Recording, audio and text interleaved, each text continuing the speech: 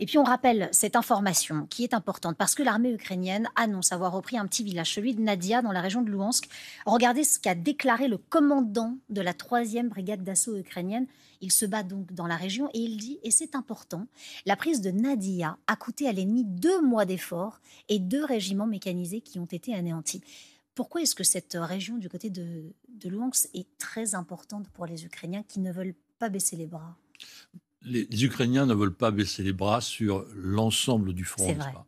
Et donc, ce qui est pertinent de remarquer, c'est que les 2 oblasts, c'est-à-dire les 2 provinces, Louhansk et Donetsk, eh bien, ont été, je dirais, prises d'un point de vue juridique par les Russes, qui ont décidé que c'était des territoires désormais russes, mais ils ne contrôlent pas la totalité de la découpe de cette province. Donc, effectivement, les Ukrainiens, en reprenant du territoire, mettent les Russes en difficulté parce qu'il y aura un jour des discussions territoriales et donc il y a un conflit entre la découpe administrative ukrainienne de Lougansk et de Donetsk et la découpe russe, la présence des troupes. Donc là, on est vraiment dans une rivalité du mètre carré, du kilomètre carré, et tout ce qui peut être fait, d'abord montre que l'armée ukrainienne a d'énormes, ou en tout cas des réserves et des capacités conséquentes pour mener à bien ce genre d'opération. Et donc, c'est un point effectivement très positif. Bien, voilà pour les mots de l'émissaire américain. Alors que nous allons vous montrer cette arrivée à Riyad aujourd'hui, celle de l'émissaire ukrainien. C'est un ministre ukrainien qui va négocier avec ses équipes. Évidemment que c'est difficile de décrypter ce qu'il ressent. Néanmoins, les Ukrainiens y vont d'un pas très vif, ne prennent pas le temps de s'arrêter pour faire des interviews ou de donner des mots par-ci, par-là. Et on voit que le visage est tout de même très ferme, Gérard Vespierre. Sans vouloir faire de l'analyse de pacotille, quelque chose d'important est en train de se jouer pour l'Ukraine aujourd'hui, notamment quand l'émissaire américain pointe en priorité les structures énergétiques de l'Ukraine. Alors, on a absolument 2 profils différents. Vous avez vu ces Ukrainiens arriver pratiquement en tenue militaire, n'est-ce pas? Bon, voilà, en tenue kaki. Et puis, vous avez M. Witkoff, qui est un ami de M. Trump, qui est un promoteur immobilier. Donc, on n'est pas dans le même univers. Vous avez les Ukrainiens qui sont dans la réalité. Et M. Witkoff, qu'est-ce qu'il est? Il est dans le discours. C'est toujours la même chose. Demain, ça va être mieux. Ça va être beaucoup mieux. Donc voilà. Il ne faut pas attendre grand-chose, à mon avis. On est dans une situation de petits pas parce que les États-Unis n'ont pas de carte en main réellement. Ils ne sont pas sur le champ de bataille et c'est quand même difficile. Et ils ont l'argent. Mais ils n'ont pas de carte en main vis-à-vis de la Russie, qui est l'interlocuteur. Oui, ce n'est pas l'Ukraine l'interlocuteur. Mais ils peuvent faire céder l'Ukraine sur les exigences de la Russie. Voilà, à ce moment-là, on recule. On recule. Et si on recule, c'est l'image des États-Unis qui va être atteinte. Et comme on l'évoquait depuis le début de l'émission, c'est la montée nécessaire en puissance de l'Europe qui apparaît, parce qu'on ne peut pas accepter de reculer. Les États-Unis n'ont pas non plus dans leur jeu la carte du temps, alors que la Russie, là, ils peuvent continuer ces opérations pendant des trimestres et des trimestres, ce que le président Trump ne peut absolument pas se permettre d'un point de vue politique national, parce qu'il a promis 24 heures, on est déjà à plus de 60. Bon. Donc, 60 jours. Voilà. Donc c'est pas. On est dans une situation très hybride. Et en plus, il y a 2 interlocuteurs au niveau des États-Unis. Pas ensemble. Voilà, il y a Keith Kellogg et puis M. Witkoff. Donc alors, ça complique c'est vraiment quelque chose d'inimaginable. On est dans un univers très disjoint pour le moment. On revient vers vous dans un instant. Gérard Vespierre, et juste après, je vous donne la parole à Dina Révol. Allez-y. Écoute, voilà, c'est on retrouve ce que je disais tout à l'heure, n'est-ce pas? On a d'un côté un promoteur immobilier qui a l'habitude de pouvoir acheter quelques dizaines d'hectares, quelques centaines d'hectares pour faire un golf ou un resort, un lieu de décontraction hôtelière, etc.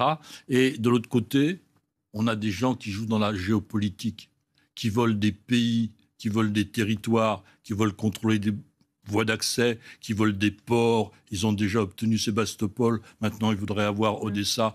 On est dans deux univers différents. Donc il faut que nous, en tant qu'observateurs et analystes, nous voyions ces deux différences-là et ne pas se laisser influencer par les paroles marketing commerciales de M. Wilkoff. Enfin, c'est pas facile de pouvoir Je vais jusque-là. Et c'est il pas laisse facile dans son de pouvoir univers. interpeller l'univers et l'autre univers parce qu'on a l'impression qu'ils se rejoignent Ils ne se éminemment. rejoignent pas parce que c'est deux univers complètement différents. Vous ne croyez pas que ce qui prime, c'est le business? Non. Disons que la démarche des Russes depuis des dizaines d'années n'est pas l'argent pour reprendre des territoires en Géorgie. Reprendre la Crimée, c'est l'argent? Non, ce sont des territoires, ce sont des points d'accès, c'est des points de façon à contrôler la mer Noire. Voilà ce qui est important. Là, on est dans la géopolitique. Mais John Bolton, qui a été pendant 2 ans le collaborateur de Trump, il y a maintenant entre 2016 et 2018, a dit « Ce type ne connaît rien à la géopolitique en parlant de Trump.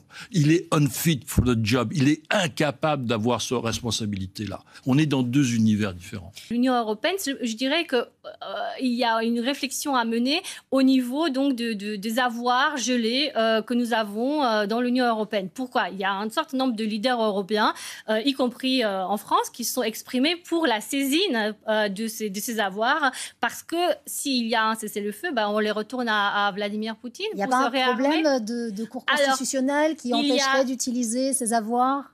Alors, il faut savoir qu'on est dans une situation où Vladimir Poutine a envahi un pays souverain. Il n'a pas respecté le droit international. Il y a plusieurs études qui ont montré qu'une proposition législative qui pourrait être tout à fait conforme au droit international si elle était restreinte à des cas d'invasion. Et donc, cet argent-là pouvait être utilisé pour reconstruire l'Ukraine et également pour aider l'armée ukrainienne. Les intérêts de ces capitaux sont déjà utilisés. Mais maintenant, c'est une toute autre histoire de s'attaquer à la propriété des capitaux. Parce que là, on met en cause le fonctionnement du système financier international et la confiance des déposants. Tout à fait, c'est une question. On a quelque chose de très, très difficile à résoudre. Déjà, cette première étape qui a été franchie de dire « vous avez placé 100 », les intérêts, c'est 2, eh bien, on utilise les 2 ou les 3. Ça, c'est déjà une très, très bonne étape. Et après, le dégel, si je puis dire, de ces capitaux-là, c'est une toute autre histoire. Et là, on a effectivement quelque chose à négocier. Il y a quelque chose, c'est une question essentielle, puisque là, en fait, il s'agit de 300 milliards d'euros, dont 210 milliards sont en Belgique. Et donc là, il s'agit d'une manne financière, au moins de Vladimir Poutine. Et c'est une question liée à notre souveraineté, parce que si cet argent va à Vladimir Poutine, il faut savoir que l'économie russe est déjà une économie de guerre. Donc, il utilise 9% de son PIB à sa armée. Donc là, on parle d'une ligne de front.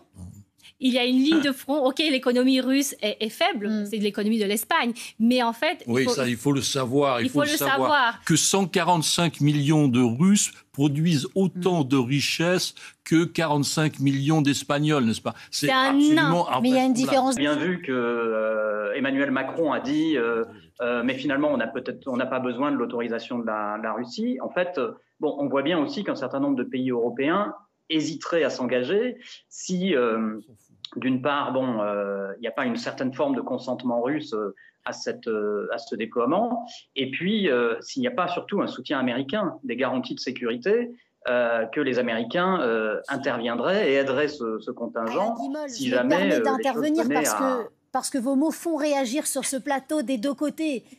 On vient vers vous, ne vous inquiétez pas. Gérard Vespierre et vous, Madame Après, allez-y. Vous avez dit non, bien sûr qu'on va intervenir. Oui, parce que bien sûr, d'abord, on ne va pas intervenir à 27, n'est-ce pas? On n'a pas besoin de 27 nationalités sur des terres ukrainiennes pour maintenir la intervenir de toute façon. Pour maintenir la paix. C'est une fois que la paix est établie, il faut avoir donc une garantie pour les Ukrainiens que l'histoire ne se répétera pas.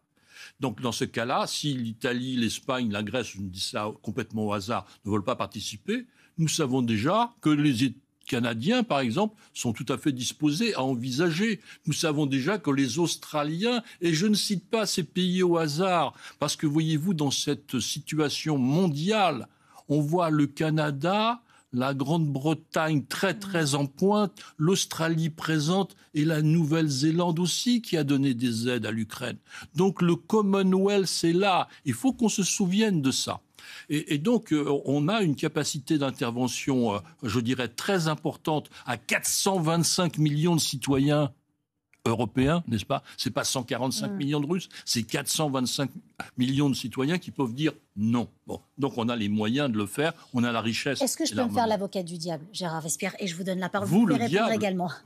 J'espère que non, mais permettez-moi d'être parfois sa voix dans cette contradiction. Est-ce que vous ne trouvez pas qu'il y a une espèce de dualité très étrange entre le fait qu'on demande aux Européens, et c'est très certainement leur rôle, de pouvoir continuer à faire pression, alors qu'ils ne sont même pas conviés à la table des négociations là où tout se joue. Nous ne sommes pas aujourd'hui à Riyad. Nous ne parlons pas d'une voix unie et forte. C'est très difficile de se faire entendre. Si on admet le côté régalien, le côté guerrier, le côté de pouvoir donner des armes, des aides militaires, etc. Mais à la table des négociations, on n'est pas là. On n'est pas là. Est-ce que c'est pas avancer avec une jambe en moins? Vous voyez ce que je veux dire? On n'est pas là frontalement. Et à partir du moment où la Russie est là seule, je crois qu'il est, d'un point de vue de négociation, d'un point de vue diplomatique, très très difficile d'avoir deux interlocuteurs en face de la Russie. Donc l'important dans une situation comme celle-ci, c'est que derrière le rideau, la diplomatie européenne et la diplomatie américaine puissent avoir une certaine forme de coordination derrière le rideau. Parce que devant le rideau, ce n'est absolument pas possible. Et la seule contrainte que nous, Européens, nous puissions lancer contre la Russie, c'est à nouveau des contraintes économiques, à nouveau contre l'énergie, en agissant contre la flotte fantôme russe des tankers qui se promènent dans le monde entier et qui ravitaillent donc les ports et les raffineries qui achètent du pétrole russe. Si on arrive à montrer, je dirais, les dents sur cette option-là, vous verrez que le Kremlin on sera très, très ennuyé parce qu'ils ont besoin de dollars, ils ont besoin de roubles, ils ont besoin d'argent, ils ont besoin de ressources. Voilà, c'est essentiel pour continuer à dépenser 145 milliards de dollars par an pour la guerre. Facile. Ce partenariat-là, il a du plomb dans l'air. Pourquoi? Parce que Donald Trump est arrivé à la Maison-Blanche. Donc là, on doit renforcer la deuxième partie de notre autonomie, l'industrie de défense, parce que pendant longtemps aussi, on a délégué la défense européenne aux Américains. Pas tous les États, justement. La France en fait partie des pays qui sont les plus autonomes. Et le moment actuel montre que finalement, le général de Gaulle avait raison. Et d'une certaine façon, c'est le moment français en Europe. On est très diversifié. La France est très diversifiée entre le nucléaire, les renouvelables, l'hydraulique, etc., etc. Vraiment très diversifié. Et même à l'intérieur du pétrole, on a aussi plusieurs sources d'approvisionnement. Voilà. Il y a un double schéma.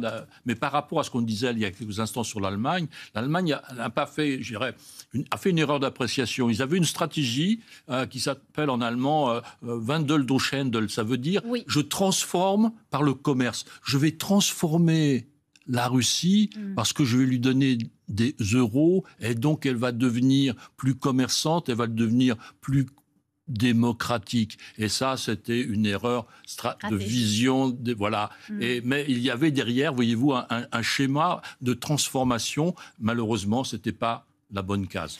Gérard Vespierre. Et peut-être qu'aussi la rivalité entre Russes et Ukrainiens sur l'exportation de blé n'est pas aussi radicale que ça, parce qu'ils ont tous les deux des capacités énormes d'exportation.